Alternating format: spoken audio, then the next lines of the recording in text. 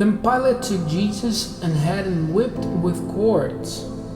And the men of the army made a crown of thorns and put it on his head. And they put a purple robe on him. And they kept coming and saying, "Long life to the King of the Jews." And they gave him blows with their hands. And Pilate went out again and said to them, "See, I let him come out to you to make it clear to you that I see no wrong in him." Then Jesus came out with the crown of thorns and the purple robe. And Pilate said to them, "Here is the man." So when the chief priests and the police saw him, they gave a loud cry, "To the cross! To the cross!" Pilate said to them, "Take him yourselves and put him on the cross. I see no crime in him." And the Jews made answer, "We have a law, and by that law it is right for him to be put to death because he said he was the Son of God." When this saying came to Pilate's ears, his fear became greater. And he went again into the praetorium and said to Jesus, "Where do you come from?" But Jesus gave him no answer. Then Pilate said to him, "You say nothing to me. Is it not clear to you that I have power to let you go free and power to put you to death on the cross?" Jesus gave this answer, "You have no power at all over me, if it was not given to you by God.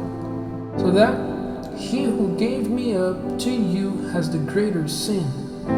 Hearing this, Pilate had a desire to let him go free, but the Jews said in a loud voice, "If you let this man go, you are not Caesar's friend. Everyone who makes himself a king goes against Caesar." So when these words came to Pilate's ear, he took Jesus out, seating himself in the judge's seat in a place named in Hebrew Gabbatha, or the stone floor. It was the day when they made ready for the Passover, and it was about the 6th hour. And he said to the Jews, "There is your king." Then they gave a loud cry, "Away with him! Away with him! To the cross!" Pilate said to them, "Am I to put your king to death on the cross?" The chief priest said in answer, "We have no king but Caesar." So then he gave him up to them to be put to death on the cross.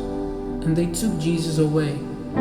And he went out with his cross on him to the place which is named Dead Man's Head in Hebrew, Golgotha, where they put him on the cross with two others, one on this side and one on that, and Jesus in the middle. And Pilate put on the cross a statement and written. The written was, "Jesus the Nazarene, the King of the Jews." The reading was seen by a number of the Jews, for the place where Jesus was put to death on the cross was near the town, and the reading was in Hebrew and Latin and Greek. Then the chief priests of the Jews said to Pilate, "Do not put the King of the Jews," but he said, "I am the King of the Jews." But Pilate made answer, "What I have put in written will not be changed." And when Jesus was nailed to the cross, the men of the army took his clothing and made a division of it into 4 parts, to every man a part, and they took his coat. Now the coat was without a joint, made out of one bit of cloth. So they said among themselves, "Let this not be cut up, but let us put it to the decision of chance and see who get it." They did this so that the written might come true, which said, "They made a distribution of my clothing among them, and my coat they put to the decision of chance." This was what the men of the army did. Now by the side of the cross of Jesus were his mother and his mother's sister Mary, the wife of Cleopas, and Mary Magdalene. So when Jesus saw his mother and the disciple who was dear to him, he said to his mother, "Mother, there is your son." Then he said to the disciple, "There is your mother." And from that hour the disciple took her to his house.